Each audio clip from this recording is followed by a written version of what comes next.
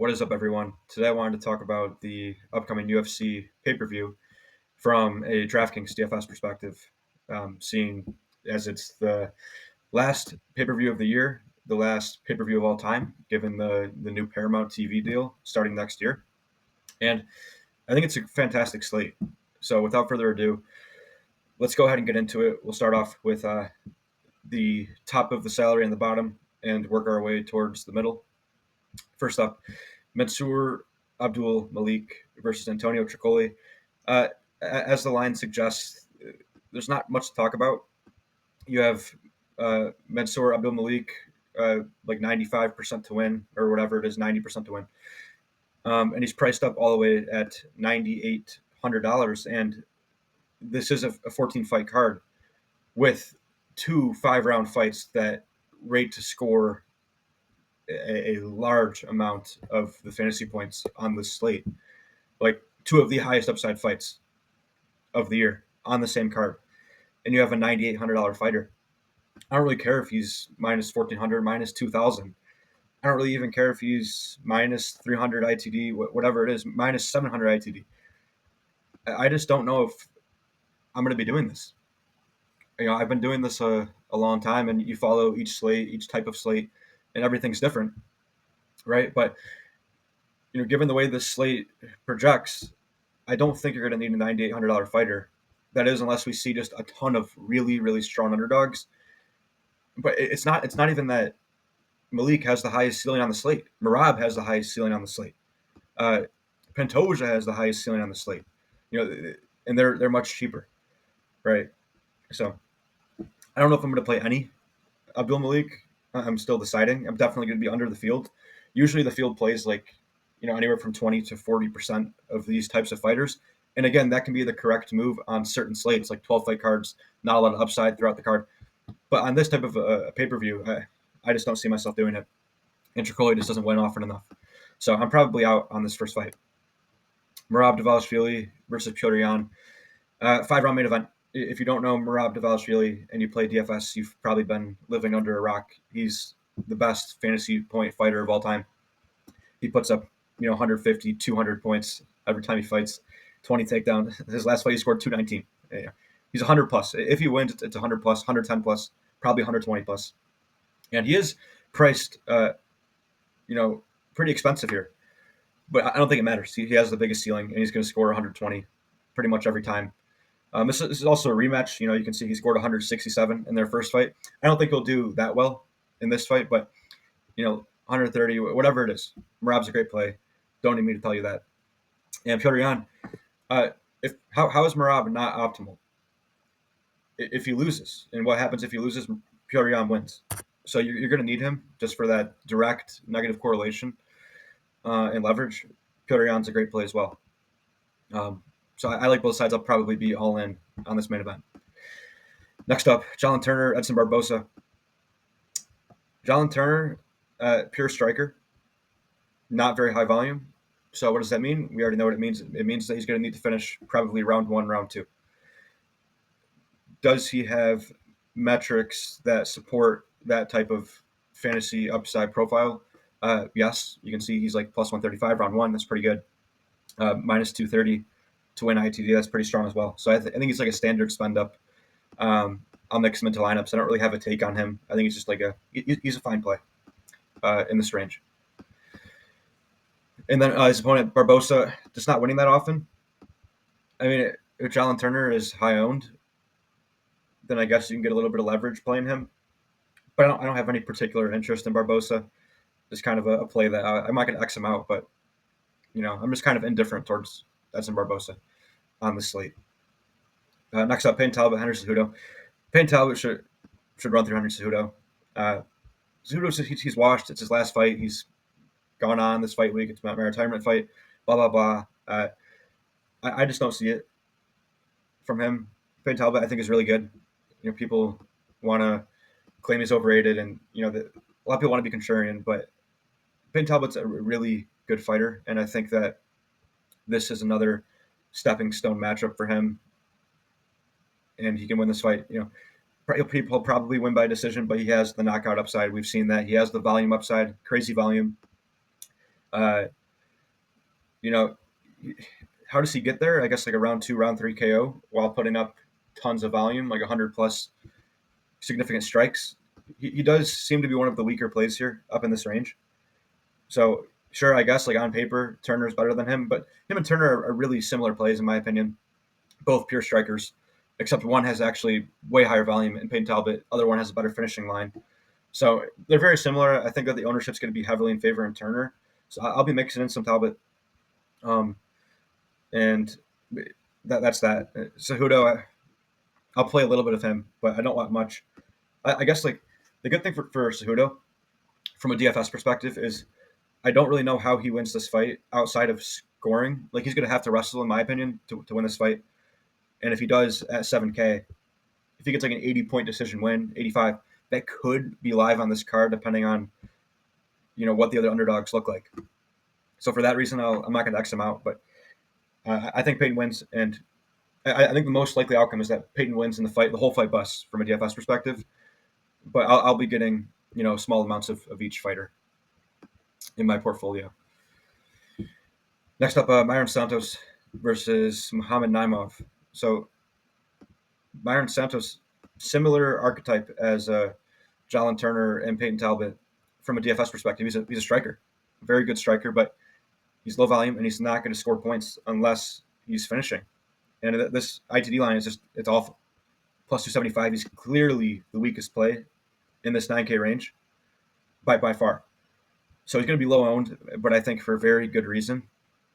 So I'll be very low on him, if not zero. And his opponent, Naimov, I guess if Naimov wins, he could score or he could not. Like I don't really know. What did Naimov's wins look like? Maybe he scores like 85. Maybe I don't really know. So I'll be mixing in some Naimov, and I'll be pretty low on Myron Santos.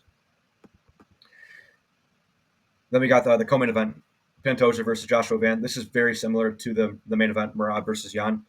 Give me both sides of this. I have a hard time seeing how this fight doesn't get there.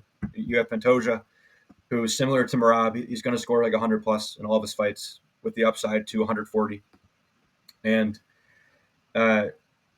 his opponent, Joshua Van, crazy volume. I mean, he's putting up 200 plus significant strikes in a 3-round fight.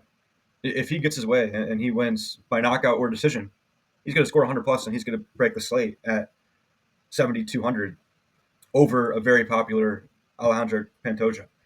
Now, another thing I think you could do, like let's say you have, because Pantoja's upside is probably the highest on the slate outside of Merab or up there with Merab, if you're playing lineups with Jan, I think you could play Pantoja and then leave, up to 800 on the table, because Pantoja has a higher ceiling than Abdul Malik. Merab, we're in this type of lineup, we're playing Jan, so we're assuming Merab loses, and then Pantoja obviously has a way higher ceiling than Talbot, Turner, Abdul Malik, everyone in this 9K range.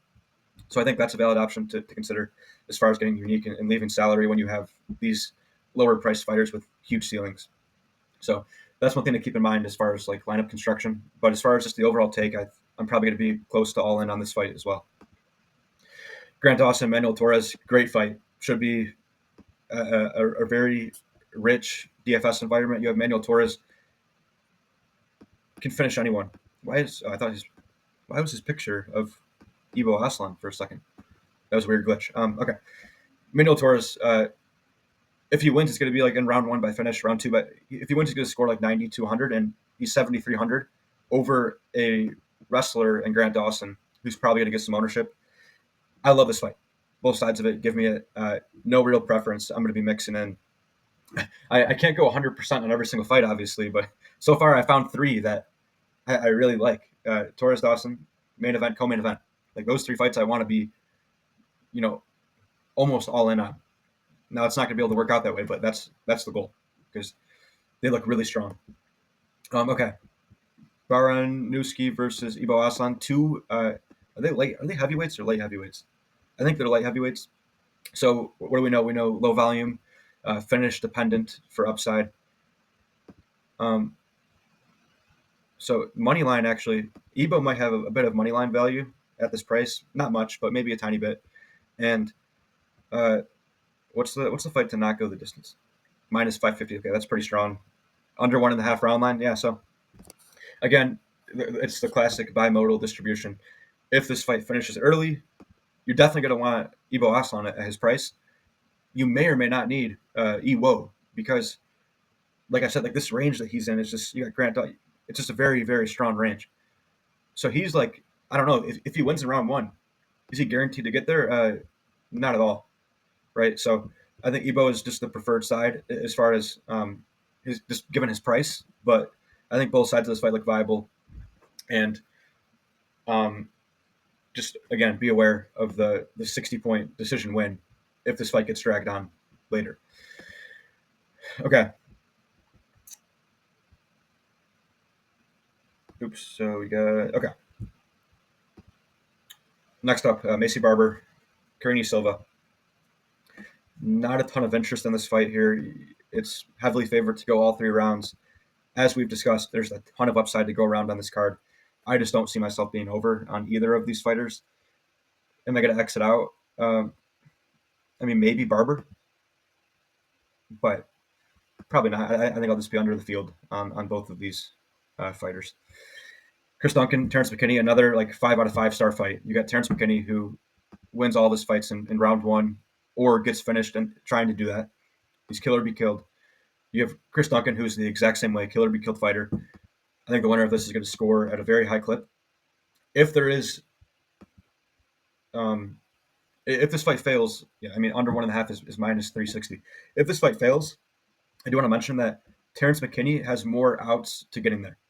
If the fight goes the distance and Terrence McKinney decides to wrestle and somehow doesn't gas out and get finished in the process, right? We're counting on that. But if it does go the distance, Terrence McKinney can still put up, a 100+ score.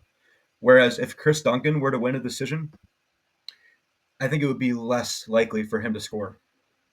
Again, but that's a very low chance. Like this fight, they're saying this fight's going to finish, 75, 80% of the time inside the first round and a half. And I think you're going to really want the winner given these prices. So another great fight. If I were to add a 4th fight that I want to be 100% on, it would be this one. Obviously, I'm going to have to give or take somewhere, but another 5-star fight.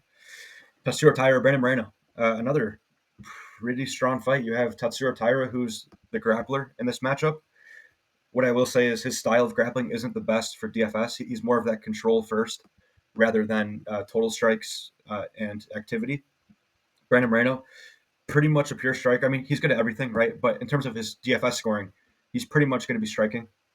And usually the only reason we use him is when he's in a 5-round fight. Otherwise, he's not even close to. I mean, look at this. He scored 74 and 82 in his last 2 fights where he won a 5-round decision. That's not good. So Brandon Moreno, I think, not a great play. And Tatsuro Taira certainly has the higher upside here. And the problem is, how many times is he going to get outscored by Chris Duncan or Terrence McKinney? Probably quite a bit. But I'm still going to have a lot of him. So he's definitely the preferred side out of this fight. And I think he's a pretty strong mid-range play. Next up, we have Jan Blachowicz, Bogdan Guskov. Jan Blachowicz, this is a light heavy. Okay, let's go through the checklist. Light heavyweight fight, 2 strikers for the most part. Minimal grappling upside on either side. So you're going to want a finish out of this fight, and it's just not that likely to. Like 50-50 to finish. And if it does finish, it could finish late. If it finishes in round 2, that might not be good enough. Now, the good thing is that the prices are very strong. You're not like spending up $9K for like this is in the mid range, right? So you have 8,400 and 7,800. So that bumps it up a little bit more, but it's still a leg weaker than a lot of the fights we've already discussed. And if it goes the distance, it's just not going to score, in my opinion. So I think it's it's a mediocre fight. Faris Ziam versus Nazim Sadikhov. Ziam, kind of where fantasy points go to die. Where is this fight? Yeah, over 2.5 is juiced. This fight's probably a fade. But then again, I mean, Ziam's going to score I think his most likely outcome is he scores 65 to 80 in a decision, and that's not going to be good enough on this card. Nazim Sadikhov, he probably has more upside. So sure, I guess Nazim is the preferred side, but overall, I'm pretty low on this fight. On a huge card like this. Last but not least, Marvin Vetorri, Bruno Ferreira, in the perfect mid-range slot, 8,200 and 8K. Marvin Vetorri, granite chin. If he doesn't get finished, which the fight's, whatever it is, 50-50 to go the distance, is this fight going to score? Three rounds of middleweight striking. Is that going to score? I don't know. 80, is 85 as a mid-range striking middleweight 3-round decision enough on this card given the prices? I'm going to say I would favor no. Okay. So although I usually am all over this mid-range fight, I think that this one's actually quite a bit weaker than ones prior. Plus 375, plus 170. Okay, so I guess based on the finishing metrics, Ferreira is the preferred side because he's more likely to finish. But I don't really know about this. I think I'm probably going to be under on this fight. Even though, fading the mid-range fight is very, very horrifying.